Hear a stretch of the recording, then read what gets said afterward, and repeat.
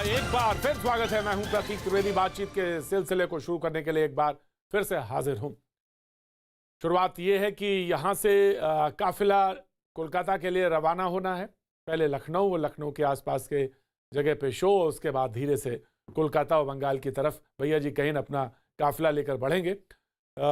सबसे बड़ी बात यह कि आज जो अर्ली राइजर है, जो सुबह उठते हैं जल्दी, उनको तो खबर मिली, लेकिन जो थोड़ी देर से उठे उनको पता चला कि एक खबर सबसे बड़ी स्क्रीन पर यह चल रही है, और वो ये कि प्रधानमंत्री नरेंद्र मोदी ने वैक्सीनेशन यानी टीका जो है लगा लिया है, वैक्सीन लगा ली है। और ये खबर के साथ ही तमाम खबरें इससे जुड़ी हुई आने लगी।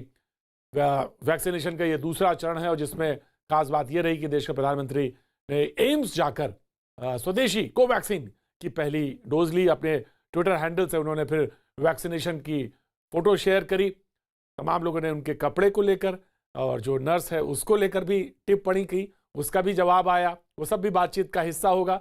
लेकिन सबसे खास बात यह है कि जिस तरह से केसेस बढ़ रहे हैं, उसमें कोरोना के खिलाफ जंग में जिस तरह से ये एक कहना चाहिए कि कैटलिस्ट यानी एक ये काम करेगा कि हमको आगे जागरूकता और बढ़ानी है, और वो जागरूकता इस तरफ कि वैक्सीनेशन के प्रोग्राम में आगे बढ़कर हिस्सा लेना है। बहुत कारगर होगी। सबसे पहले कुछ चीज़ें इसकी तरफ रुख करेंगे और फिर मेहमानों से तारुफ कराएंगे और बातचीत के सिलसिले को आगे लेकर जाएंगे।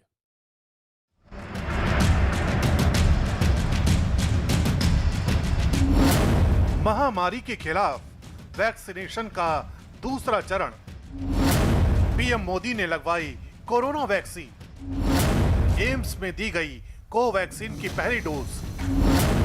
जनता से पीएम की वैक्सीन लगवाने की अपील।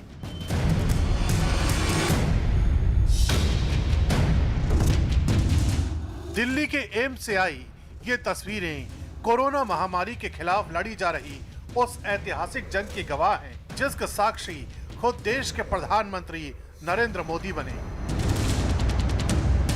कोरोना वैक्सीनेशन के दूसरे चरण की शुरुआत एम्स से आई इन्हीं तस्वीरों के साथ हुई है, जिसमें प्रधानमंत्री नरेंद्र मोदी को वैक्सीन की पहली डोज दी गई।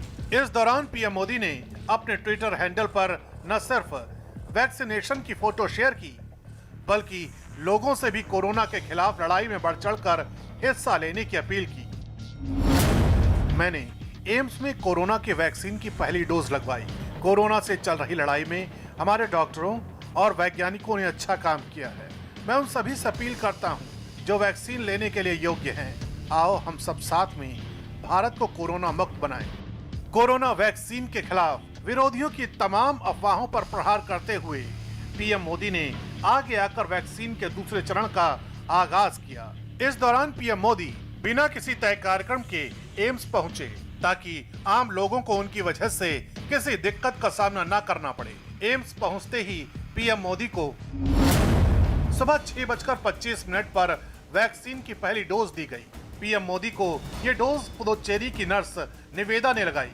वैक्सीन लगाते वक्त वहां मौजूद दूसरी नर्स केरल की थी। इस दौरान पीएम मोदी को कोवैक्सीन की पहली डोज दी गई। स्वदेशी कोवैक्सीन को भारत बायोटेक ने बनाया है।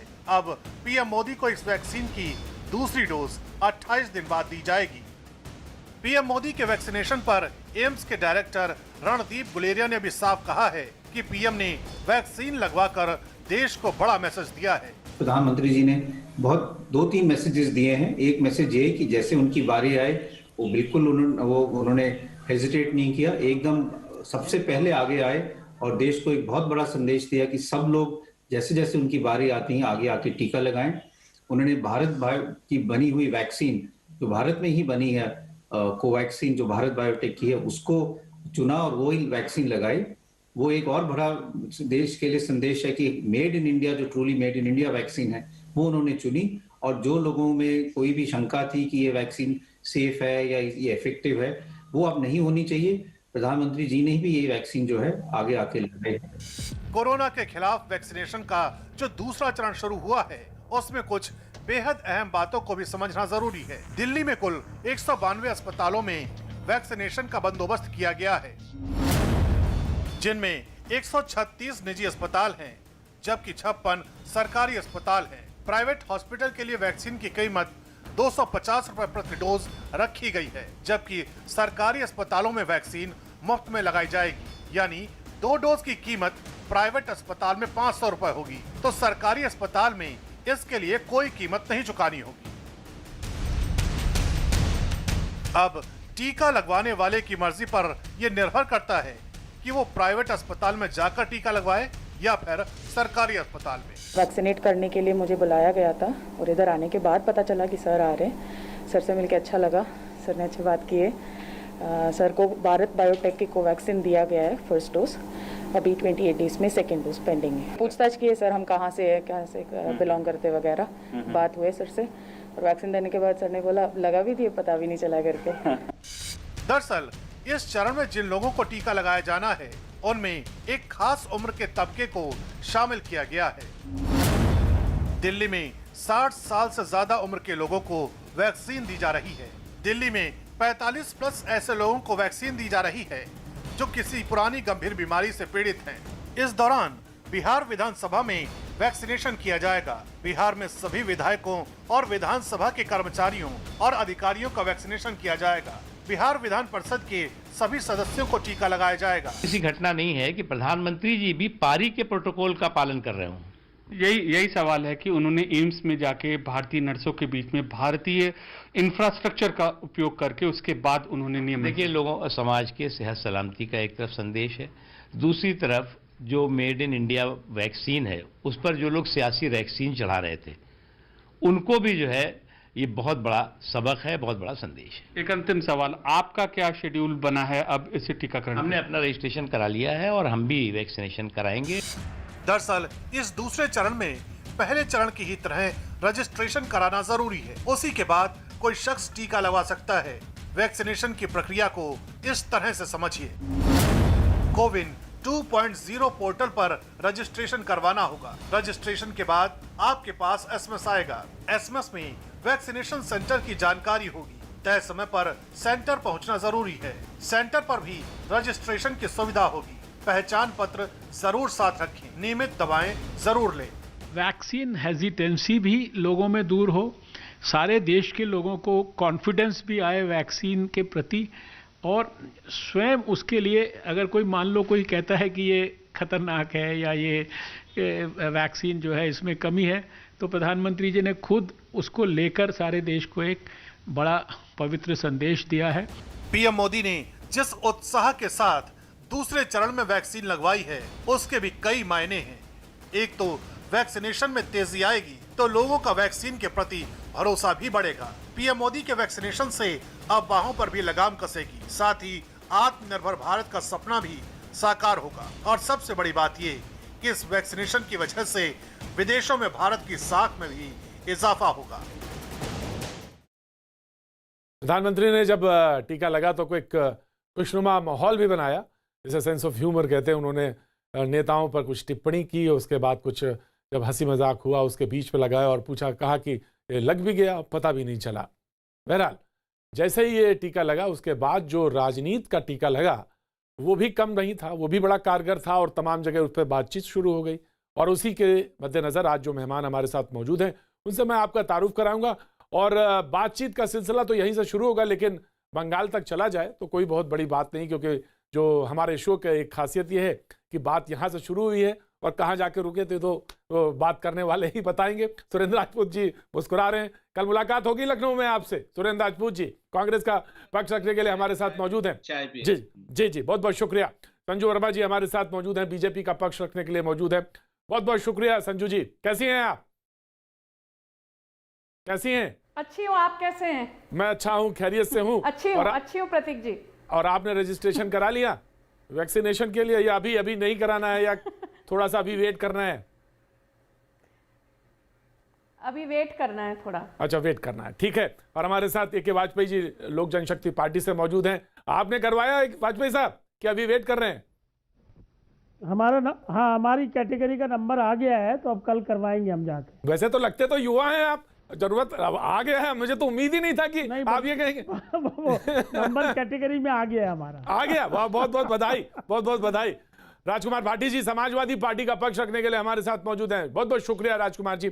और ममता काले हमारे साथ राजनीतिक विश्लेषक मौजूद हैं और कुछ देर बाद आमिर हैदर जैदी साहब सीपीआई का पक्ष रखने के लिए मौजूद रहेंगे। बहुत बहुत शुक्रिया।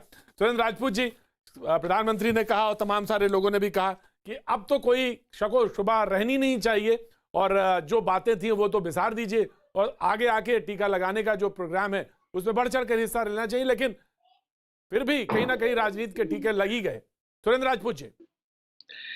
प्रतीक भाई देखिए, प्रधानमंत्री जी ने वैक्सीन लगवाई, प्रधानमंत्री जी निरोग रहें, स्वस्थ रहें, शतायु रहें, हम लोगों की सबकी शुभकामनाएं हैं। प्रधानमंत्री जी हमेशा इसी तरीके से हंसते मुस्कुराते रहें। हमारे यहाँ पर उनके टीका लगाने को लेकर के ना हमें हेडलाइन मैनेजमेंट करना है, ना हमें हेडलाइन मैनेजमेंट का हिस्सा बनना है, ना ही इवेंट मैनेजमेंट का हिस्सा बनना है। सच बात यह है कि करोड़ों लोगों को वैक्सीन लगने के बाद प्रधानमंत्री जी ने वैक्सीन लगवाई, स्वागत। अब यहां पर प्रश्न कुछ गंभीर उठते हैं, हम उनकी बात करना चाहते हैं। हम ये बात जरूर पूछना चाहते हैं कि आज तक चाहे चेचक हो, चाहे पोलियो हो, चाहे हैजा हो, चाहे काली खांसी हो, चाहे तमाम तरीके की वैक्सीनेशन पिछले 70 सालों से हो रही है और सारी की सारी वैक्सीनेशन मुफ्त हो रही है। मुफ्त वैक्सीनेशन है हिंदुस्तान में, वो चाहे कांग्रेस की सरकार ने शुरुआत की हो, हम कांग्रेस का पक्ष रखेंगे, हम उनका श्रेय लेंगे। भारतीय जनता पार्टी कह सकती कि पुरानी जितनी भी हैं वो हमने भी उसी तरीके से उस परंपरा को निर्वाह किया। ये पहली वैक्सीन है जिसमें आप ये कह रहे हैं कि हम 250 रुपए पर शॉट लेंगे। और यहां पर इंपॉर्टेंट है कि एस्ट्राजेनिका ने कहा और सीरम इंस्टीट्यूट ने कहा कि हिंदुस्तान में हम वैक्सीन जो है नो लॉस नो प्रॉफिट पे देंगे और 200 रुपए हमारी कीमत है। तो हमने मान लिया, तो 250 रुपए में वैक्सीन का टीका क्यों, नंबर 1। और नंबर 2, अगर नो लॉस नो प्रॉफिट पर 200 रुपए की वैक्सीन आ रही है तो भारतीय भारत की सरकार 250 रुपए के आम आदमी को दे रही है, लेकिन यही सीरम इंस्टीट्यूट बेल्जियम के 157 रुपए की दे रही है। तो सच बात ये 157 रुपए से और 250 रुपए, ये एक जो 100 रुपए के आसपास 93 रुपए का जो रुपया है, ये किसकी जेब में जा रहा है, ये कौन सा गड़बड़ घोटाला हो रहा है, इसको जरा अगर बात करेंगे तो ज्यादा बेहतर होगा। प्रधानमंत्री जी ने वैक्सीन लगाई है, अच्छी बात है, लेकिन अगर आप इस 93 रुपए किसकी जेब में जा रहा है और आप इसकी बात करेंगे तो निश्चित तौर पर बड़ी बड़ी चीजें निकल करके आएंगी। संजू वर्मा जी बिल्कुल बताएंगे और बिल्कुल तैयार भी हैं वो बताने के लिए और ये जवाब भी देंगी कि 100 रुपए की बात आपने कही है, 93 रुपए जी। और मैं एक चीज और भी बोलिए संजू जी बोलिए और लखनऊ भी आइए, स्वागत है आपका, चाय पियेंगे। जी बोलिए जी। मैं कुछ तथ्य आपके सामने रखना चाहती हूं प्रतीक जी। सुरेंद्र राजपूत जी ने कुछ अच्छी चीजें कही। मुझे खुशी हुई कि उन्होंने प्रधानमंत्री नरेंद्र मोदी जी के अच्छे स्वास्थ्य की शुभकामनाएं दी और अपेक्षा की कि वो दीर्घायु रहेंगे। पर आप यदि प्रतीक जी कुछ टिप्पणियां देखें, चाहे वो कार्ति चिदम्बरम की टिप्पणी हो, चाहे शशि थरूर की टिप्पणी हो, या फिर आप हाल फिलहाल में अखिलेश यादव की टिप्पणी देखें, नवाब मलिक की देखें एनसीपी से, तो एक चीज जो बहुत खुल के सामने आ रही है बड़े साफ और स्पष्ट तरीके से, वो ये कि जिस चीज पर स्वास्थ्य एक ऐसी चीज है जो हमारे शरीर के साथ हमारा सबसे अटूट बंधन हमारे स्वास्थ्य के द्वारा है, पर स्वास्थ्य तक को हमारे नेताओं ने बख्शा नहीं और इसका भी राजनीतिकरण किया। मैं ये पूछना चाहती हूं, मैं इनका तो जवाब दूंगी ही, जो सुरेंद्र राजपूत जी ने कहा कि ये कैसी टिप्पणी है कि भाई आप ये बताइए कि जो सिस्टर निवेदिता हैं वो पुडुचेरी से हैं, आपने पुडुचेरी की सिस्टर से टीका क्यों लगवाया? ये इसलिए तो नहीं कि आसाम का गमछा क्यों था, आसाम का गमछा क्यों था? मैंने आपको टोका नहीं, मैंने आपको टोका, आसाम का गमछा क्यों था? तो मैं ये कहना चाहती हूं कि कोई इस बात पर बिल्कुल भी फोकस नहीं कर रहा कि पूरे विश्व में अमेरिका के बाद भारत एक ऐसा देश है जहां पर सिर्फ 34 दिनों में 34 डेज में 1 करोड़ से ज्यादा लोगों का टीकाकरण हुआ। यूनाइटेड किंगडम में 1 करोड़ लोगों का टीकाकरण हुआ 56 दिनों के बाद। सिर्फ अमेरिका में 1 करोड़ से ज्यादा लोगों का टीकाकरण हुआ 31 दिनों में। तो पहली बात तो यह कि जो हमारा मेगा वैक्सीनेशन ड्राइव है वो अत्यंत ही सराहनीय है और इसका पूरा श्रेय मोदी सरकार के करेज ऑफ कन्विक्शन को जाता है। दूसरी बात, मैं राजनीतिकरण करना तो नहीं चाहती, पर ये आंकड़े कहते हैं और आंकड़े कभी झूठ नहीं बोलते।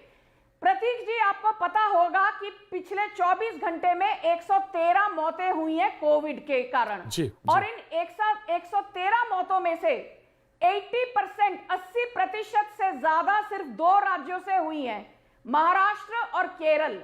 महाराष्ट्र में 62 से ज्यादा मौतें हुई हैं और केरल में 15 से ज्यादा। तो कहने का तात्पर्य यह है कि विपक्ष जो मोदी सरकार पर कभी भी ताना कसने का एक मौका नहीं छोड़ता, मुझे कृपया करके ये बताइए, जब हमारा डेथ रेट 1.4% से नीचे आ चुका है, तो भला महाराष्ट्र जहां कांग्रेस अलायंस में सरकार में है और केरल जहां की वामपंथियों की सरकार है, भला आप लोगों ने कोरोना महामारी को रोकने में नियंत्रण क्यों नहीं लाया? जी ठीक है, ठीक है, ठीक है जी। भाटी जी, भाटी जी, राजकुमार भाटी जी, जी राजकुमार भाटी, राजकुमार भाटी, राजकुमार भाटी, मैं आ रहा हूं, सुरेंद्र जी आ रहा हूं, सुरेंद्र जी आ रहा हूं, सुरेंद्र जी आ रहा हूं। ये झूठ, छल और प्रपंच की ये मुर्दाखोर लोग हैं, ये मुर्दाखोर लोग हैं। अब आज कह रहे हैं महाराष्ट्र में मौतें ज्यादा हो गई, अगर कल दिल्ली में हो जाएंगी या महाराष्ट्र मध्य प्रदेश में हो जाएंगी तो ये जिम्मेवारी लेंगी, बिहार में हो जाएंगी तो जिम्मेवारी लेंगी? क्या कैसी बहस कर रहे हैं? बात इन्होंने 250 और 157 रुपए का जवाब दिया इन्होंने। जो मैंने कहा, आपको इतनी चुभन क्यों हुई? पूरे देश में 157 लाख मौतें हुई हैं, जिसमें से 52,000 से ज्यादा मौतें सिर्फ महाराष्ट्र में हुई हैं। ऐसे लोग हैं, 52,000 से ज्यादा मौतें सिर्फ महाराष्ट्र में हुई हैं। बंगाल की पूरे खुशी भारत मनाते में से 40% खुशी मनाते हैं। बहुत चिंता की बात है, बहुत चिंता की बात है सुरेंद्र जी, सुरेंद्र जी, बहुत चिंता की बात है। जरूरी है, मुझे बताइए, 52,000 संजू वर्मा जी, महाराष्ट्र में, संजू वर्मा जी, आप यहाँ पर आकर राजनीति करते हैं ये लोग। संजू वर्मा जी, संजू वर्मा जी, संजू वर्मा जी, कांग्रेस के प्रवक्ता संजू वर्मा जी, दोनों को रोकना चाह रहा हूं, दोनों को रोकना चाह रहा हूं, दोनों को बहुत शांत करना चाह रहा हूं, विनम्रता के साथ कहना चाहता हूं, बिल्कुल नहीं। ये जो महाराष्ट्र के आंकड़े और केरल के आंकड़े बड़ी चिंता का विषय बने हुए, और ये बहुत ज्यादा देर नहीं लगेगी जब पूरे एक बार फिर से वेव हर तरफ दिखाई देगी। लेकिन संजू वर्मा जी की ये बात बिल्कुल सही है, सुरेंद्र राजपूत जी, जिस तरह से विपक्ष ने कहा, ये होता, ये कहते ना, जैसे आपने शुरुआत करी, बहुत अच्छी बात है, प्रधानमंत्री ने कहा ये ड्राइव शुरू करी, लगवाया, तो एक बहुत जल्दी से लोगों की तरफ ये ध्यान जाएगा और लोग आगे आएंगे। 1 मार्च से, जैसा कि आज से खोला हुआ है, लोग रजिस्ट्रेशन कराएंगे। तो ये बात होती ना कि इस तरह से कि हर चीज का फायदा उठाने के लिए प्रचार करते हैं। प्रधानमंत्री नहीं लगवा रहे थे तो आप सवाल उठा रहे थे, आज लगवा लिया तो सवाल। हमने सवाल नहीं, हमने तो स्वागत किया। और मैं प्रतीक भाई, क्या महाराष्ट्र के लोग भारतीय नहीं हैं? केरल के लोग भारतीय नहीं हैं? संजू वर्मा जी खुश हैं? क्या भारत के लोग को भी मौत हो रही है? संजू वर्मा खुश हैं? ये लोग खुश हैं क्योंकि मुर्दाखोर लोग हैं। ये लोग मुर्दों पर राजनीति करना चाहते हैं। आज कल ये जिम्मेवारी लेंगे। अगर मध्य प्रदेश में ज्यादा मौतें हो गई, मध्य प्रदेश में ज्यादा मौतें हो गई, कर्नाटक में ज्यादा मौतें हो गई, तो ये लोग जवाब देंगे क्या? बहुत दुखा देंगे, बहुत। ना मैं रोक रहा हूं। क्यों नहीं उठाए? आपके राहुल गांधी वायनाड से एमपी हैं। अरे भाई, हमारे राहुल गांधी वायनाड से एमपी हैं, तो क्या महाराष्ट्र में एक भी भारतीय जनता पार्टी का एमपी नहीं है? आपको शर्म आनी चाहिए। संजू वर्मा, महाराष्ट्र में एक भी भारतीय जनता पार्टी का एमपी नहीं है। थोड़ा पढ़ लिख करके आया कीजिए, थोड़ा सा पढ़ लिख के आया कीजिए। ये जिस तरीके की भाषा का इस्तेमाल भारतीयों के खिलाफ आप करती हैं, जिस तरीके की देशद्रोही कार्रवाई आप लोग करते हैं, आपको शर्म नहीं आती? महाराष्ट्र में क्या भारतीय जनता पार्टी के एमपी नहीं है? दोनों को क्या भारतीय जनता पार्टी के एमपी नहीं है? Audio down. कितनी सहजता से ये बात कही जा सकती थी और बड़ी सहजता के साथ ये बात सुनी जा सकती थी और समझाई जा सकती थी। मैंने कोशिश यही की थी कि एक मैसेज जाना चाहिए, और यही बात थी। भाटी साहब, कोशिश तो हमने यही की थी कि एक मैसेज जाए कम से कम, और कोरोना जैसे लड़ाई से, महामारी से कम निपटने के लिए अब तो हमारे पास साधन मौजूद है। तो उस पर अब एक अवेयरनेस भी है, और अब तो आगे आके बढ़ के आगे को लोगों को करवाना चाहिए। बल्कि मैं खुद सोच रहा था कि मुझे बंगाल के टूर पे जाना, बिहार से लौटा तो उसके बाद कोरोना हुआ, अब मुझे बंगाल जाना है, तो मैं सोचता हूँ कि लगवा के जाना चाहिए। लेकिन अगर मैं उस दायरे में आ जाऊँ, रजिस्ट्रेशन के बाद नंबर आ जाए, तो मैं ये सोच रहा हूँ। तो ये एक मैसेज है, लेकिन आप कोई इस पे लड़ने झगड़ने लगे तो मुझे अच्छा नहीं लगा इस बात। जी भाटी जी। नहीं, आपने जो शब्द कहे प्रतीक जी, मैं खुद उन्हें कहना चाहता था, मुझसे पहले आपने कह दिए कि इतने गंभीर विषय पर तो गंभीरता के साथ चर्चा होनी चाहिए थी और ऐसी बातें कहनी चाहिए क्योंकि पूरे देश के करोड़ों लोग आपका चैनल देख रहे हैं, तो उन करोड़ों लोगों तक क्या मैसेज हमें देना है, हमें ये भी तो सोचना चाहिए चैनल पर बैठ के। और ये सबसे पहली जिम्मेदारी संजू वर्मा जी की बनती है, क्योंकि वो सरकारी पक्ष की प्रवक्ता हैं, सत्तारूढ़ पार्टी की प्रवक्ता हैं। जब वो खुद ही गंभीर नहीं है, वो खुद ही डिरेल कर रही है डिबेट को। उन्होंने पहले तो कह दिया कि मैं राजनीति करना नहीं चाहती थी, लेकिन अगला वाक्य तो फिर यही हुआ कि मजबूरी है मेरी राजनीति करना। टिप्पणी मत करिए। क्या महाराष्ट्र के बारे में जिक्र करना गुनाह है? जी ने चुप करेंगे? ये इतने एरोगेंट क्यों है बीजेपी के प्रवक्ता? क्या महाराष्ट्र के ये इतने घमंडी क्यों है कि किसी को बोलने देना नहीं चाहते? आप मुझ पर टिप्पणी करना इनके अंदर काहे का अहंकार है, काहे का घमंड है? रही हूँ, पर आपको इतनी बौखलाहट क्यों हो रही है? मैं तो बोलना ही शुरू किया, मैं तो मुझे कहाँ बौखलाहट क्यों हो रही है? आपको 52,000 लोग महाराष्ट्र में मर गए, उसका दुख नहीं हुआ? आप यहाँ पर कांग्रेस के प्रवक्ता को संजू वर्मा जी पूछने की बजाय मुझ पर ताना कस रहे हैं। जी संजू वर्मा जी, संजू वर्मा जी, जी संजू जी, समाजवादी पार्टी प्रवक्ता राजकुमार भाटी जी, प्लीज कंटिन्यू। संजू जी, मेरा निवेदन है, एक तो आप भारतवर्ष में इस समय जो सबसे ज्यादा शक्तिशाली पार्टी है, जिसके सबसे ज्यादा सांसद और विधायक हैं, जो सत्ता में है, उसकी प्रवक्ता हैं। दूसरे आप महिला हैं, तीसरे आप शिक्षित भी हैं, पढ़ी लिखी भी हैं। तो अपने कम से कम अपना संयम बना के रखें, अपनी शालीनता बना के रखें, गंभीरता बना के रखें। अब ये चीखना चिल्लाना तो कोई भी कर सकता है, ये तो अनपढ़ गंवार आदमी भी कर सकता है चीखना चिल्लाना। तो मत दीजिए, मैंने सिर्फ सवाल किए हैं, मैंने कुछ बहुत अहम मुद्दे उठाए हैं। आप बौखलाहट में क्यों आ गए? क्या महाराष्ट्र के 52,000 मौतों की बात करना गलत है? ठीक जी, क्या ये डिबेट चल पाएगी? आप इतनी बौखलाहट में क्यों हैं? जनता पार्टी आप के उद्धव ठाकरे से सवाल करिए, कांग्रेस के प्रवक्ता से सवाल करिए। मुझे यहाँ पर आपके एडवाइस और आपके भाषण की जरूरत नहीं है। क्या ये भारतीय जनता पार्टी के घमंडी और अनुशासनहीन प्रवक्ता इस डिबेट को चलने देंगे? क्या किसी को बोलने का मौका देंगे? हर किसी के बीच में चिल्लाएंगे? संजू जी जी आपको आंकड़ों के साथ आईना जी संजू जी आपको सिर्फ आईना दिखाया जी संजू जी संजू जी आपने आईना दिखा दिया, तो बहन जी हमें भी थोड़ा आईना दिखाने का मौका दीजिए, हम भी तो एक आईना दिखा दें आपको। आपने दो बातें कही। पहली बात तो प्रधानमंत्री ने वैक्सीनेशन कराया, ये मेरे दृष्टिकोण से इतना मुझे ज्ञान है, कोई खबर ही नहीं है, ये कोई न्यूज ही नहीं है। प्रतीक त्रिवेदी जी को मैं बहुत शानदार पत्रकार मानता हूं, बहुत गंभीर एंकर हैं, बड़े लोकप्रिय हैं। उनकी योग्यता पर, उनके विवेक पर मैं कभी कोई प्रश्न चिन्ह नहीं उठाना चाहता।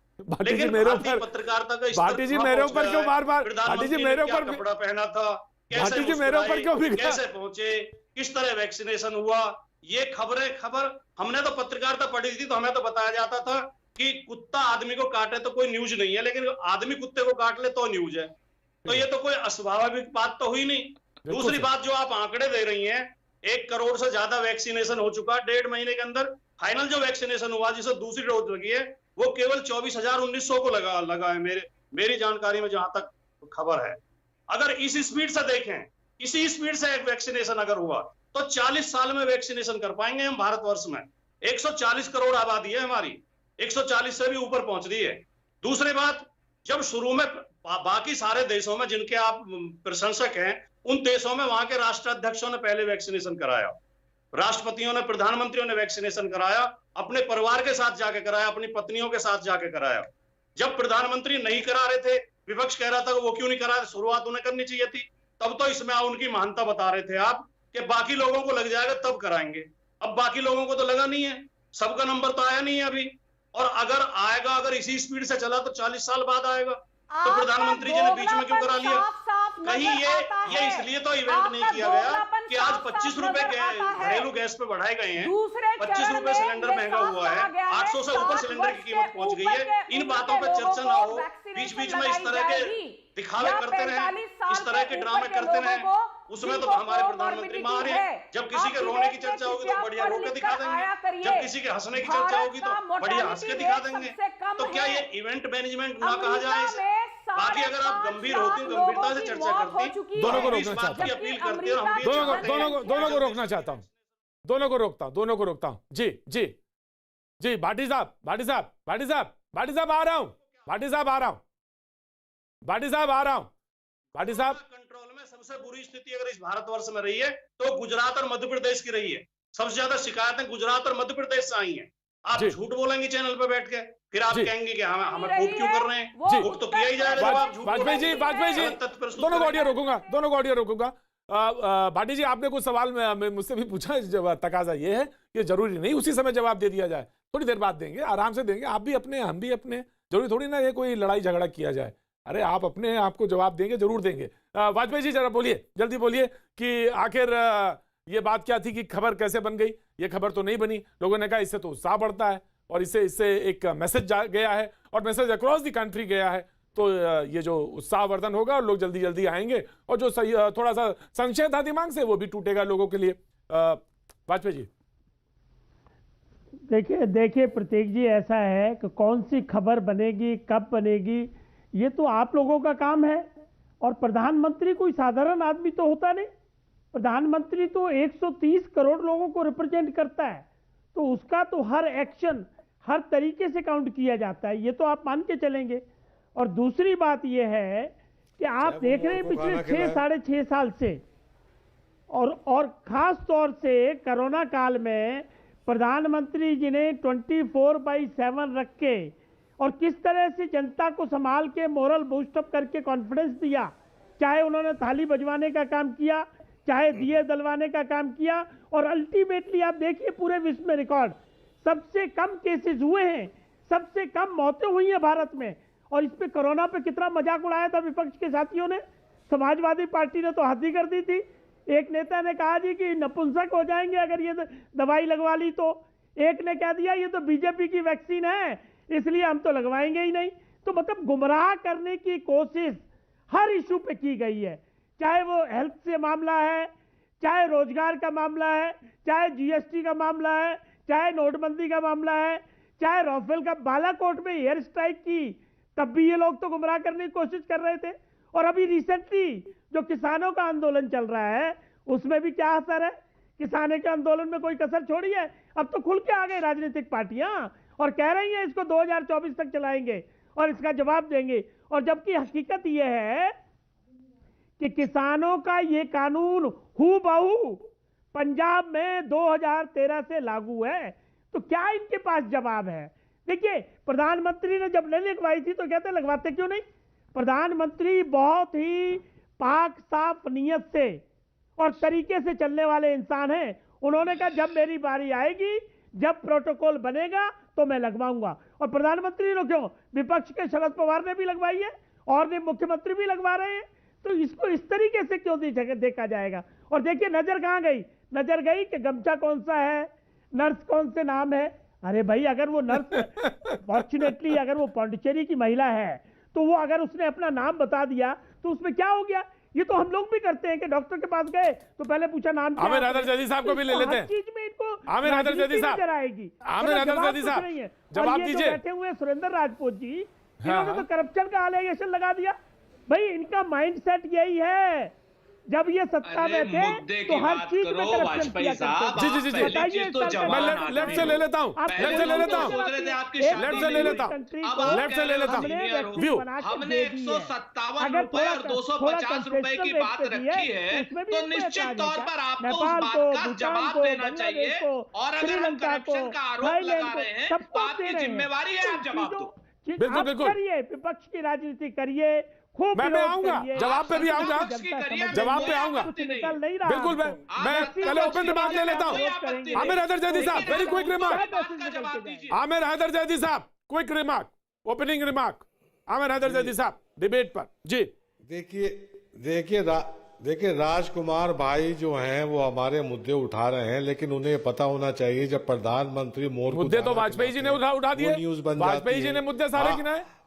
आम के हाँ तो ठीक है, वो वाजपेयी जी तो ठीक है, वो अपनी भूमिका निभा रहे हैं। और जब आम प्रधानमंत्री कैसे चूसते हैं, पत्रकार जाके ये पूछता है, ये न्यूज बनती है, तो ये न्यूज तो बड़ी बन जाती है जब प्रधानमंत्री कोई टीका लगवाएंगे। तो इसमें तो हम कुछ कह ही नहीं रहे। प्रधानमंत्री हैं, वो थाली बजवाएं, तो क्लैपिंग कराएं। मसला ये है कि हम तो ये कहते हैं जब देश की जनता वोट देने जाएगी तो वो किचन में जाके जो सिलेंडर है उसे प्रणाम करेगी, जैसे प्रधानमंत्री कहते थे प्रणाम करके जाना। और पेट्रोल पंप पे जाके जब अपना पेट्रोल भरवाएगी गाड़ी के अंदर, उसे प्रणाम करने के बाद वोट देने जाएगी। मुद्दे देश के अंदर बहुत हैं। मुद्दे देश के अंदर किसानों की ममता काले, छोटा सा रिमार्क आपका, ओपनिंग रिमार्क बता देते हैं। आमिर नाज़िर, मैं आ रहा हूं, आमिर नाज़िर साहब का हो गया। ममता काले एक छोटा सा रिमार्क, उसके बाद मैं डिबेट ओपन करूंगा। जी ममता काले। धन्यवाद प्रतीक जी, बड़े मजे आ रहे थे मुझे। धन्यवाद, बहुत मजे आ रहे थे मुझे सबकी बातें सुनते हुए। ये जो विदेशी विषैला कीटाणु कोविड हमारे देश में आया है, उसके टीके पर टिकाकर टिप्पणी कर रही है विपक्ष, और कर रही है एकदम खतरनाक जहरीली राजनीति। तो ये बात जो बोल रहे थे भाई साहब कि ये तो कोई विषय ही नहीं होना चाहिए था कि देश के प्रधानमंत्री जी को टीका लगा, इस पर वाद विवाद क्यों हो रहा है। बिल्कुल सही कह रहे हैं आप। ये बात आप विपक्ष को बोलिए ना, जो सुबह से पगला गया है और एक के बाद एक भयंकर से भयंकर टिप्पणी दे रहे हैं। बड़े से लेके छोटा नेता बिलबिला गया। जैसे टीकाकरण तो मोदी जी का हुआ, लेकिन दिमाग की नसें इनकी तन गई हैं। एक के बाद एक बाहर आ रहे हैं। तो बिल्कुल सही बात है, विषय नहीं है भाई, कोई विषय नहीं है। ये तो एक बहुत बड़ा एग्जाम्पल सेट किया है। जब टीका बना था इस देश में कोविड का, वो विषय था, वो न्यूज थी, वो सिर्फ भारत के लिए नहीं, अंतरराष्ट्रीय स्तर पर न्यूज थी। अगर यूपीए के समय पर आ गया होता कोविड, तो यहाँ पर हालत खस्ता होती और हम कटोरा ले लेके वक्त एक छोटे से ब्रेक का, ब्रेक के बाद मैं हाजिर होता हूं और डिबेट ओपन रहेगी। वक्त छोटे से ब्रेक का।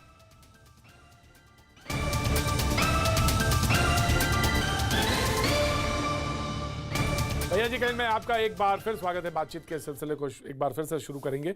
डिबेट अब ओपन है और संजू जी ने हाथ उठाया है जब मैं ब्रेक पे जा रहा था, उससे पहले बिल्कुल मैं आपके पास आऊंगा संजू जी, लेकिन भाटी जी ने एक सवाल किया था, हालांकि जवाब का उसका कुछ हिस्सा तो ममता काले ने दे दिया, लेकिन फिर भी सवाल यह है कि अगर खबर नहीं थी तो अधीर रंजन चौधरी साहब कहते हैं केरल और पुदुचेरी की नर्स और असम का गमछा, फिर मल्लिकार्जुन खड़गे साहब कहते हैं हर चीज़ का फायदा उठाने के लिए प्रचार।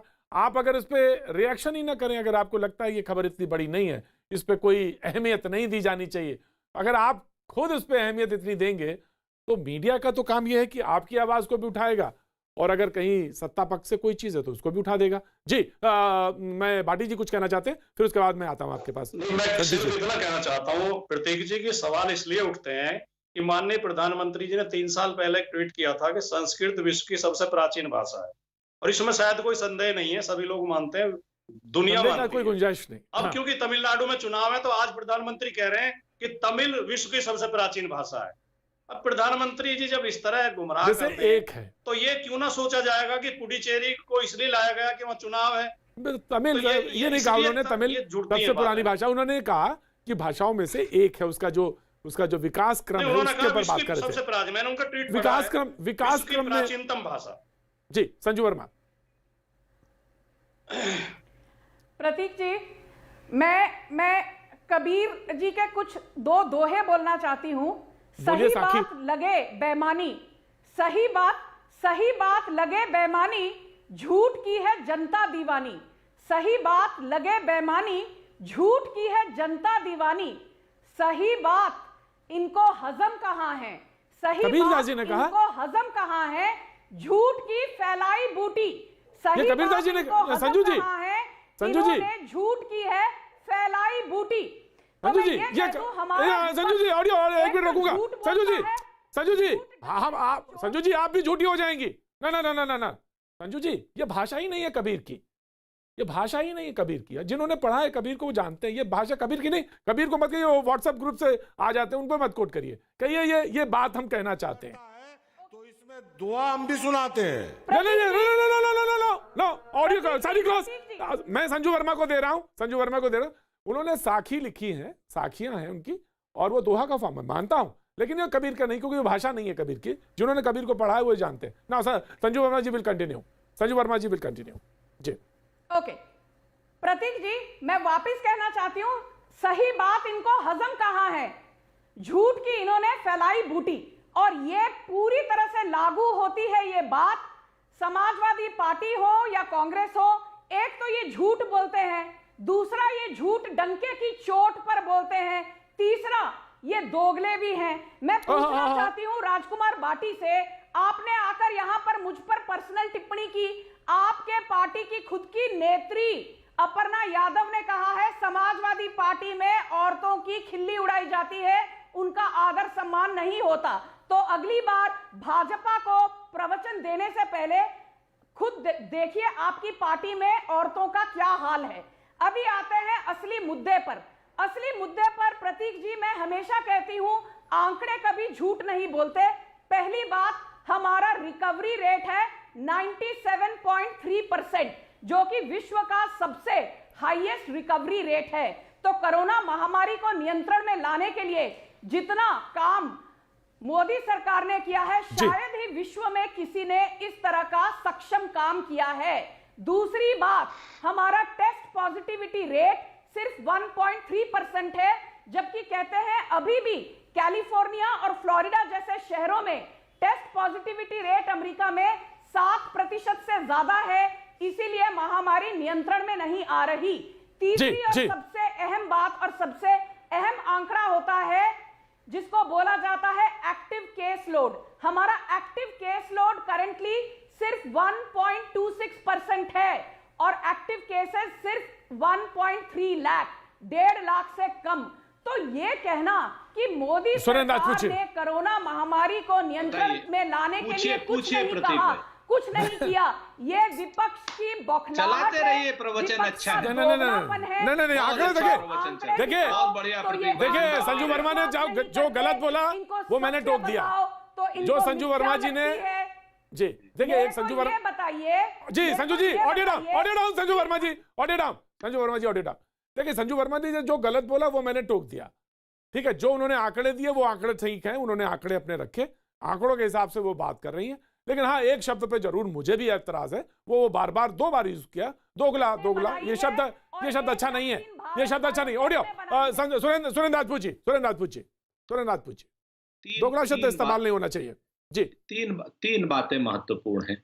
हमने एक प्रश्न उठाया, अगर हमने कोई तथ्यात्मक गलती की हो तो वो बात भारतीय जनता पार्टी को या श्री वाजपेयी जी को या ममता काले जी जो भाजपा के अघोषित प्रवक्ता हैं, इन तीनों को बताना चाहिए कि बेल्जियम को ये लोग 157 रुपए में वैक्सीन दे रहे हैं, तो भारत को ये वैक्सीन 250 रुपए में क्यों?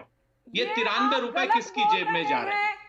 एक मिनट यार, ये प्रतीक भाई, अगर आप इनकी ऑडियो डाउन नहीं करेंगे, आप इनके प्रवचन चालू रख लीजिए। फिर हमें अगर कुछ कहना होता है, हम तेज बोलते हैं, तो आप हमें, चूंकि हम कांग्रेस के हैं, भाजपा के नहीं हैं, सत्ता नहीं है हमारे पास, तो आप हमारी आवाज तो बिल्कुल खत्म कर देते हैं। और इन लोगों की आवाजों को आप जो है लगातार, आपकी मजबूरियां हैं, आपकी मजबूरियां।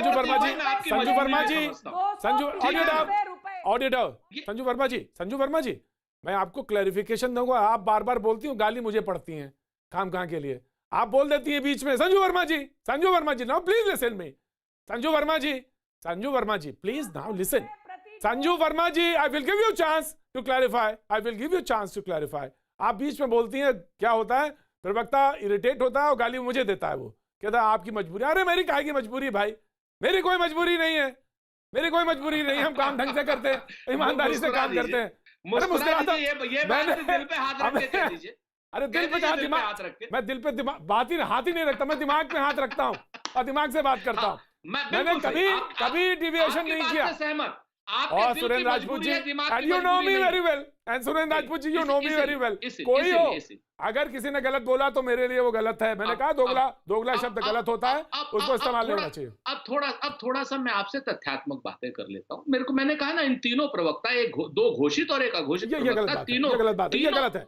नहीं, पार्टी आपके पास भी है, तीनों पार्टी आपके पास भी, विपक्ष है, बैलेंस कर। मेरी बात सुन लीजिए ना, मैं कोई गलत बात थोड़ी कह रहा हूँ, मैं तो इनसे बाकायदा हाथ जोड़ करके क्लैरिफिकेशन मांग रहा हूँ। और इनकी जिम्मेवारी, चूंकि सत्ता पक्ष के लोग हैं, 157 रुपए में बेल्जियम को वो सीरम इंस्टीट्यूट क्या नाम वैक्सीन दे रहा है। और हमें वो वैक्सीन 250 रुपए में मिल रही है। तो ये 93 रुपए कहां गए? हम घोटाले की बात नहीं कर रहे, हम कह रहे हैं कि 157 रुपए में मेरे देशवासियों को वैक्सीन। अच्छा, आप प्लीज वेट सुरेंद्र राजपूत जी, संजू वर्मा जी, इस सवाल का जवाब आप देना चाह रहे, मैंने हाथ उठाया, आपने इस सवाल का जवाब दीजिए, देना ममता काले आपके पास। सिर्फ सीधा टू द पॉइंट, भूमिका ना बनाइएगा, सीधा। हाँ, आपकी बात पूरी नहीं हुई है, मैं जानता हूं, मैं आपके पास आऊंगा, आप ही के पास आऊंगा। जी संजू वर्मा जी, प्लीज रिप्लाई।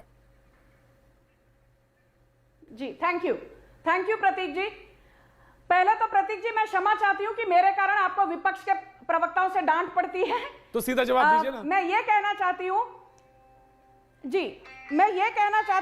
प्रतीक जी कि प्रधानमंत्री नरेंद्र मोदी जी ने ये कहा था जब वैक्सीन बन रही थी कि हम 2 जगहों से वैक्सीन खरीदेंगे। बड़े ध्यान से सुनिए, एक तो सेरम इंस्टीट्यूट से कोविशील्ड और भारत बायोटेक से कोवैक्सीन। उसके बाद उन्होंने कहा जो कोविशील्ड है इसका कॉस्ट, सरकार जो कॉस्ट पे खरीद रही है वो करीबन 200 से 206 रुपए प्रति डोज है। हम 110 लाख 1 करोड़ 10 लाख डोजेस खरीदेंगे। भारत बायोटेक की वैक्सीन के लिए उन्होंने कहा इसका कॉस्ट थोड़ा ज्यादा है, इसका कॉस्ट सरकार को पड़ेगा करीबन 295 रुपीस पर डोज, 295 रुपए प्रति डोज। फिर उन्होंने कहा कि कुछ कंट्रीज को हम मुफ्त में देंगे, जो हमारी नेबरिंग कंट्रीज हैं या जिनके साथ हमारे बहुत अच्छे रिलेशनशिप्स हैं, एज ह्यूमैनिटेरियन जेस्चर। पर ज्यादातर देशों को हम ये वैक्सीन सप्लाई करेंगे at the rate of 400 rupees, 400 रुपए प्रति डोज। ये खुद पीआईबी मिनिस्ट्री से ये सब कहा गया है, प्रधानमंत्री जी ने खुद कहा है। तो ये जो बेल्जियम को 157 रुपए में दिया, कुछ पैसे मोदी जी के पॉकेट में चले गए, ये बड़ी ही अभद्र टिप्पणी है। आप लोगों ने ऐसे ही लांछन पीएम केयर फंड पर भी लगाए थे। पीएम केयर फंड के कारण 50,000 वेंटिलेटर मुफ्त में दिए गए, 50,000 वेंटिलेटर पीएम केयर। मैं कुछ बोलूं, दूसरा पॉइंट बेल्जियम विकसित, हाँ मैं टू द पॉइंट, मैं इधर उधर की बात नहीं कर रहा, मैं जानता हूं इस बात को, आपके पास समय बहुत कम है, आप बहरे बाबा के पोते हैं। सच बात यह है कि हम लोगों के लिए आप बड़े मेरे सही सुनते हैं, नहीं, जो बड़े सम्मानित स्थान है आपका हमारे लिए। मैं आपको वो छोटी सी बात कह रहा हूं प्रतीक भाई, फिर अब ये इनकी आवाज आ गई। मैं आपको बहुत जिम्मेवारी से कह रहा हूं, बेल्जियम एक विकसित मुल्क है। 157 रुपए में अगर बेल्जियम को दी जा रही है तो निश्चित तौर पर आप जो हैं, अगर आपको कोई चैरिटी करनी है तो भारतीय की जेब से पैसे का डाका डाल के तो आप चैरिटी नहीं करेंगे ना प्रतीक भाई। आपको चैरिटी आपका ये पॉइंट ले लिया मैंने, सेकंड आगे। अच्छा, दूसरी बात आप आ जाइए कि जब ये सारी बातें होती हैं, जब सारी बातें हम लोग करते हैं प्रतीक भाई, तब बातें उसके बाद फिर उसके बियॉन्ड जाती हैं। हमारा स्पष्ट रूप से मानना है कि जो इवेंट मैनेजमेंट आप करा रहे हैं और ये जो भारतीय जनता पार्टी के लोग अनर्गल प्राप्त करते हैं कि महाराष्ट्र में आज इतने लोग मर गए, अगर खुदा ना खास्ता हो जाते हैं तो मुझे इतना बता दीजिए, क्या महाराष्ट्र के लोग भारतीय नहीं है या उत्तर प्रदेश के लोग भारतीय नहीं है?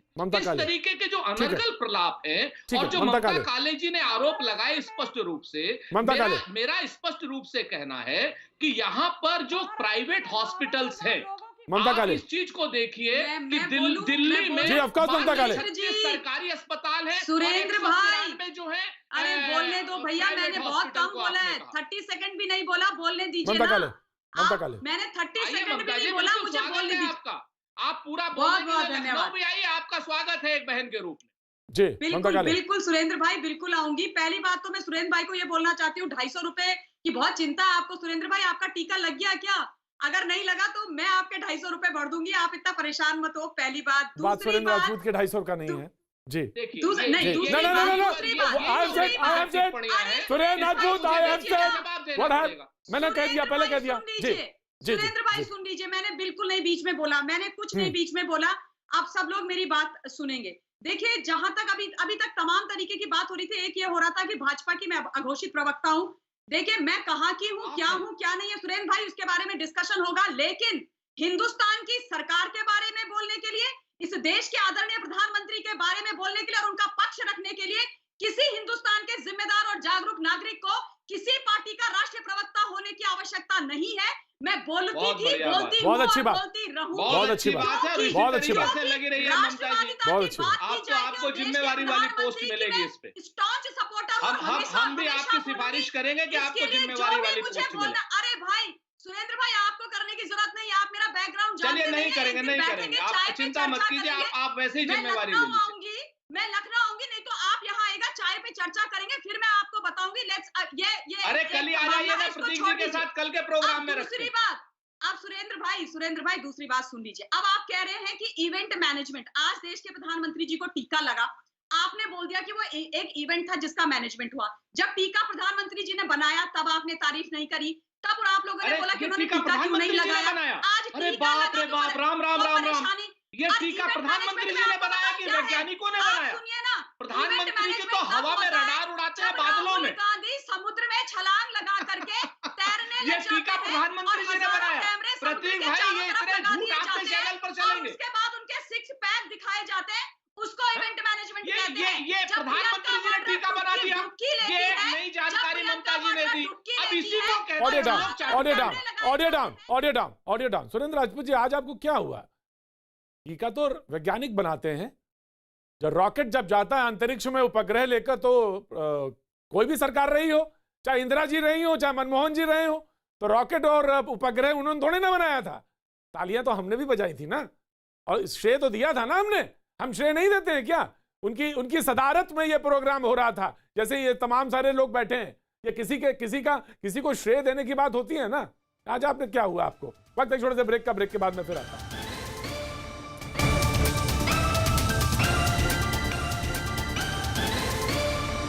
भैया जी, कहीं मैं आपका एक बार फिर स्वागत है। बातचीत के सिलसिले को जोड़ने के लिए एक बार फिर से मैं हाजिर हूं, और सारे मेहमानों का एक बार से फिर से स्वागत करता हूं।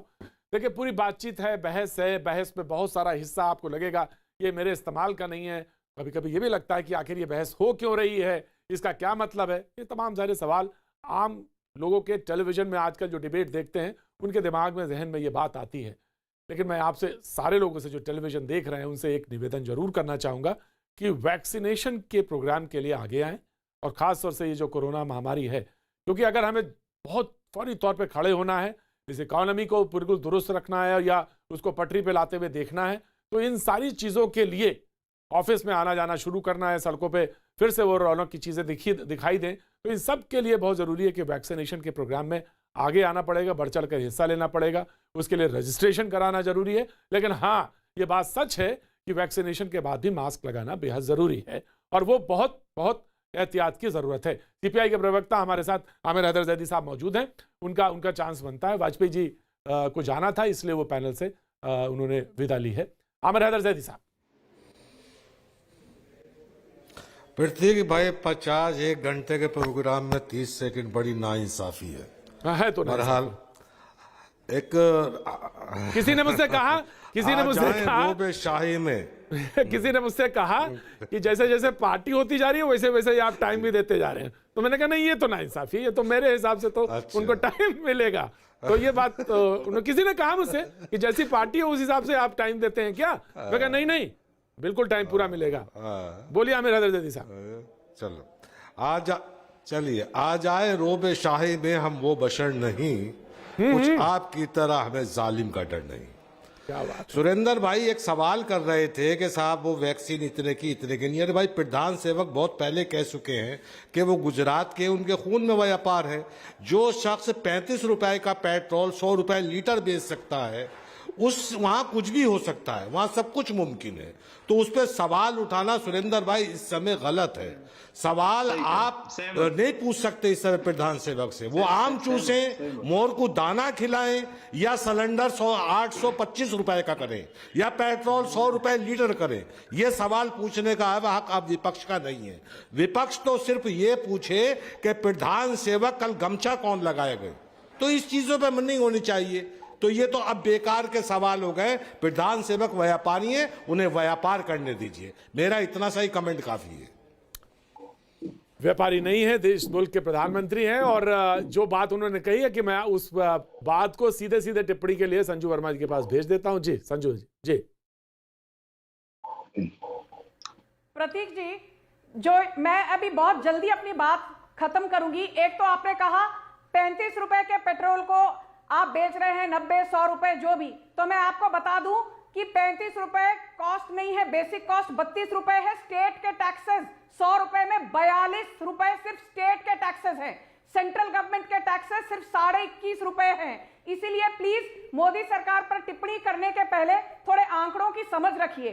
दूसरी बात, आपने कहा कि एलपीजी सिलेंडर के प्राइस बढ़ रहे हैं। आप तब कहां थे जब जनवरी 2014 में दिल्ली में सिलेंडर का भाव था 1240 रुपए एक सिलेंडर का दाम, और बेंगलोर में तो 1270 रुपए था। आज प्राइस बढ़ने के बाद भी 800 रुपए से कम है। पिछले 6.5 सालों में सिलेंडर के दाम लगभग 40% कम हुए हैं 2014 के मुकाबले। इन्फ्लेशन 2013 में था 11%, आज 4% है। इसीलिए आंकड़ों पर तो आप बहस ना ही करें तो बेहतर होगा।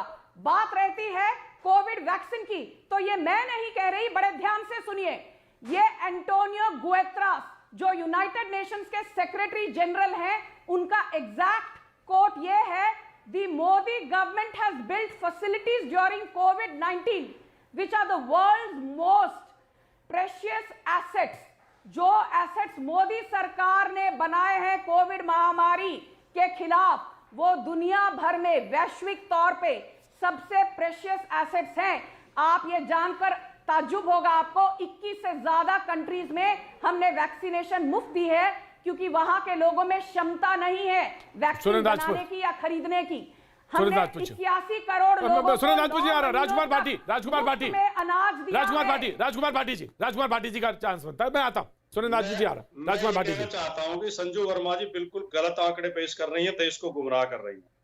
बेस्ट प्राइस है पेट्रोल का 32 रुपए 10 पैसे, इसमें सेंट्रल का टैक्स है 32 रुपए 90 पैसे और स्टेट का टैक्स है 20 रुपए 61 पैसे। तो एक गलत बयानी कर रही है। दूसरी बात जो आंकड़े दिए हैं वो नेट रेट है, संजू जी सुन लीजिए, कृपया सुन लीजिए, हम आपकी बात शांतिपूर्वक सुनते हैं। दूसरी बात, अगर आपको पेट्रोल डीजल के दाम क्यों बढ़ रहे हैं, अगर इसकी गहराई में जाना है तो आप हमारी बात मत सुनिए, आप नरेंद्र मोदी की बात सुनिए। नरेंद्र मोदी 2013 वाले 2013 का नरेंद्र मोदी का भाषण स्पष्ट है कि सरकार की गलत नीतियों की वजह से, गलत टैक्स की वजह से, ज्यादा टैक्स लेने की वजह से देश में पेट्रोल डीजल के दाम बढ़ रहे हैं और ये सरकार भ्रष्ट है, इसलिए दाम बढ़ रहे हैं। जब कहते हैं जो कच्चा तेल था वो 161 रुपए $161 का प्रति बैरल था, आज वो 41 रुपए $41 का बैरल बिक रहा है, तो भी 100 पे पहुंच गए पेट्रोल। तो कृपया आप कम से कम नरेंद्र मोदी जी की बात तो मान ही लें कि जब सरकार भ्रष्ट होती है और वो खून चूसती हैं, शोषण करती हैं, गैर जिम्मेदार होती हैं, वन बाय वन हम तो नरेंद्र मोदी जी की बात मानते हैं, आप और हमको इतना ज्ञान नहीं। राइट सुरेंद्रनाथ जी, तीन बातें मैं बहुत साफ साफ और बहुत स्पष्ट कह दूं। संजू वर्मा जी ने जो कहा, 2014 में हम डीजल पर 4 रुपए पर लीटर एक्साइज ड्यूटी ले रहे थे और पेट्रोल पर 10 रुपए पर लीटर एक्साइज ड्यूटी ले रहे थे, और आज संजू वर्मा जी की पार्टी 33 रुपए पर लीटर पेट्रोल पर एक्साइज ड्यूटी ले रही है और 32 रुपए जो है ये। अरे भाई आप बीच में मत बोलिए, ये प्रतीक भाई, अगर ये बदतमीजियां हैं तो अब आप इस चीज को देख लीजिए। मुझे चिल्लाना आता है। अब मैं आपको बताऊं, ये लोग झूठे हैं, मक्कार हैं, छली है, कपटी है और प्रपंची है। ये लोग ऐसा झूठ बोलते हैं और ये इतना कहते हैं कि स्टेट। हमने तो छत्तीसगढ़ में 12 रुपए लीटर पेट्रोल कम कर दिया, लेकिन इन लोगों के पास ना हिम्मत है, ना हैसियत है। संजू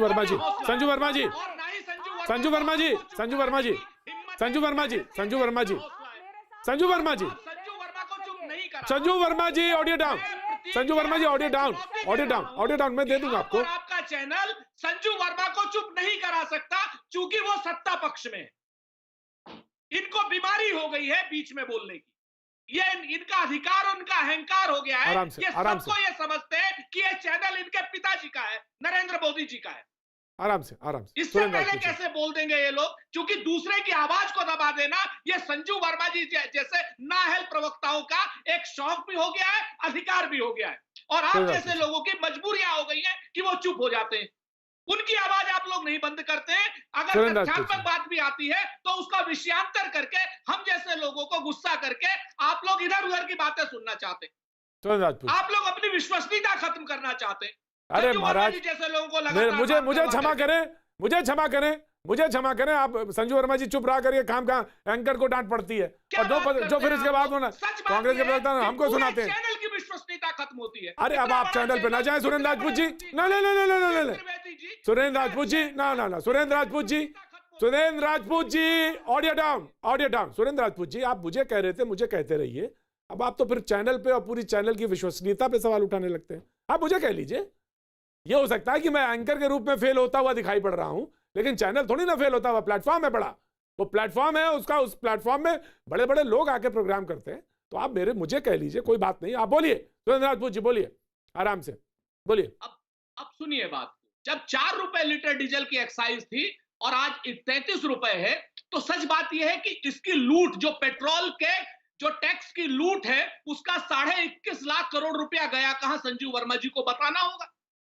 संजू वर्मा जी को यह भी बताना होगा कि आज जो बेस प्राइस है $67 में खरीद रहे हैं, हम $110 में खरीद रहे थे। लेकिन इनको तो चूंकि आंकड़ों की बाजीगरी करनी है और कह रही है सेंट्रल टैक्स सिर्फ 21 रुपए, 33 रुपए तो आप सीधे सीधे जो है पेट्रोल पर एक्साइज ड्यूटी लेते हैं संजू वर्मा जी, और सेस लेते हैं अलग से। 100 रुपए का पेट्रोल आप बेच रहे हैं, शर्म नहीं आती है आपको? 819 रुपए का आप सिलेंडर बेच रहे हैं, जिस सिलेंडर की 50%। और इस वक्त जो बड़ी खबर आ रही है वो आप अपने स्क्रीन पर लगातार देख रहे हैं। जी हाँ, अमित शाह जी ने भी वैक्सीन लगा रही है, लेकिन कांग्रेस के प्रवक्ता बोल रहे हैं, उनकी बात सुनी जाएगी। बहुत इंपॉर्टेंट बात पर, बड़े अहम विषय पर इस वक्त वो बोल रहे थे, डीजल और पेट्रोल के बारे में। अमित शाह जी ने वैक्सीन लगवा ली है, ये खबर इस वक्त की सबसे बड़ी खबर। लेकिन हाँ, जो खबर एक है जिस पर कांग्रेस के प्रवक्ता अपनी बात कहना चाह रहे थे, उनकी बात को कहने दिया जाए। जी जी सुरेंद्र राजपूत जी। बहुत शुक्रिया प्रतीक भाई, अगर थोड़ा सा गुस्से में कुछ कह गया हूं आपको या चैनल को, उसके लिए मुझे खेद। नहीं, ये तो खबर आ गई बीच में। लेकिन मैं आपको बता दूं कि आज डीजल, पेट्रोल और जो गैस सिलेंडर है, उसको लेकर के भारतीय जनता पार्टी ने एक लूट का नया मॉडल डेवलप किया है। और ये लूट का मॉडल है, टैक्स से आप आम जनता के खून से पेट्रोल निकाल लीजिए। अब खाड़ी देशों से पेट्रोल आने की जरूरत नहीं है, हमारे और आपके खून से पेट्रोल ये लोग निकाल रहे हैं। ठीक है, बातों में रहेंगे, हम बात पे रहेंगे। हम उसको इतना ज्यादा कोई भाषण पे नहीं तब्दील करेंगे। हम आपकी बात ले रहे हैं, हम आपकी बात को आगे रखते हैं, आगे इसको बढ़ाते हैं। ममता काले। धन्यवाद। सुरेंद्र भाई, ठंडा पानी पी लीजिए आप। और मैं आपको सुरेंद्र भाई के लिए 2 लाइनें कि ये कहाँ चले गए आप, इतना गुस्सा होते सुरेंद्र भाई। अरे सुरेंद्र भाई ठंडे हो जाइए। सुरेंद्र राजपूत जी को लगा कि ये खबर भी, जो बड़ी खबर आ रही थी कि अमित शाह जी ने वैक्सीन लगाई, तो फिर लगा कि स्क्रीन पे वो खबर आ गई एकदम से, तो उन्हें लगा कि जानबूझ के इन्होंने खबर चला दी। मैंने कहा ऐसा नहीं है, खबर का फ्लो है, खबर आती है तो खबर उसको वैसे ही ले लेते हैं प्रायोरिटी पे। सुरेंद्र भाई का एटीट्यूड अभी था, सारे के सारे साइलेंट हो जाओ वरना मैं वायलेंट हो जाऊंगा, और वही हुआ। Anyways, jokes apart. और मुझे तो ये लग रहा है प्रतीक जी, आज का विषय क्या था? हमारा विषय था कोविड वैक्सीन। पेट्रोल डीजल पर कहाँ चले गए ये विषय? राइट, नहीं, वो बोलने लगे तो मैंने उसको रोका नहीं उनको। चला गया है। हाँ, सही नहीं, मैंने रोका नहीं उन्हें, क्योंकि एक अहम विषय तो है वो भी। वो बिल्कुल वैक्सीनेशन का है, वैक्सीन का विषय है। और मुझे ये लगता है कि हमारे को गर्व महसूस होना चाहिए कि इस देश के अंदर इतनी क्षमता रही है कि हमने अपनी वैक्सीन बनाई, विदेशों को वैक्सीन दी, जिन राष्ट्रों को जरूरत थी उनको एफओसी दी, तमाम देशों को दी, पूरे विश्व में हमारा डंका बज रहा है। इस बात पर हमको सेलिब्रेट करना चाहिए। अरे वो जमाने निकल गए सुरेंद्र भाई, जब हम मतलब लड़ाई को युद्ध विराम एक तरफा करा के एलओसी दे दिया हमने, पाकिस्तान को गिफ्ट दे दिया, चीन को अपनी जमीन गिफ्ट दे दी। अब आपको ममता जी विषयांतर नहीं हो रहा है, क्योंकि आपको बोलना है और आपको सत्ता की चरण वंदना करनी है। आपका स्वागत है आप इस चीज को। और देखिए कितने विडंबना की बात है कि जब एक वैक्सीन देश के प्रधानमंत्री लगा रहे और उन्होंने वेट किया, जब उनकी एज का टर्न वाला समय आया तब उन्होंने आज वैक्सीन ली। ये विषय पर आपने कोई बात नहीं करी। अगर वो पहले वैक्सीन ले लेते, जब आप लोग ढोल बजा बजा करके बोल रहे थे कि मोदी जी पहले वैक्सीन, ममता जी हमने उनका पहले ही स्वागत कर दिया था। बहन जी, हमने पहले ही उनका स्वागत कर दिया था और बहुत आराम से किया था। शायद आप सुन नहीं पाई, क्योंकि आपको सत्ता पक्ष के अलावा कुछ सुनता नहीं। वैक्सीन ले ली तो तकलीफ हो गई है। मतलब आप लोग चाहते क्या हो? मतलब क्या है ये कहानी, क्या आप लोगों की? जी, कहानी दरअसल ये, पूरी बात दरअसल ये कि आज प्रधानमंत्री ने टीका लिया, और सच तो ये कि इससे प्रेरणा मिलेगी, लोग आगे आए, ये उम्मीद, और उसके बाद टीका लगवाएं। लेकिन अब वक्त आर पार का। मुलाकात होगी आपसे लखनऊ में और उसके बाद कारवां पहुंचेगा कोलकाता। बने रहिए हमारे साथ।